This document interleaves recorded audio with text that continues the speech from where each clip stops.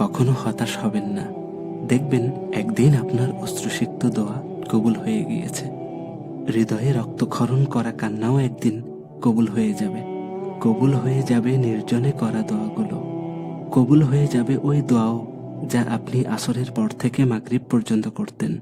দেখবেন কবুল হয়ে গেছে আজান ও ইকামতের মধ্যবর্তী নেক চাওয়াগুলো। আর দেখবেন শেষ রাতের দোয়াগুলোও কবুল হয়ে গেছে। কবুল হয়ে যাবে চাই নামাজে দাঁড়িয়ে কান্না করাটাও। কবুল হয়ে যাবে আপনার হৃদয় ফেটে যাওয়ার মতো কষ্ট নিয়ে কান্না করা দোয়াগুলো। জানেন আপনার রব কি বলেন? শীঘ্রই তোমার রব তোমাকে এত দিবেন যে তুমি খুশি হয়ে যাবে। অবশ্যই কষ্টের সাথেই রয়েছে স্বস্তি। আপনার রব একদিন আপনার করা সকল দোয়াগুলো কবুল করে নেবেন ইনশাআল্লাহ।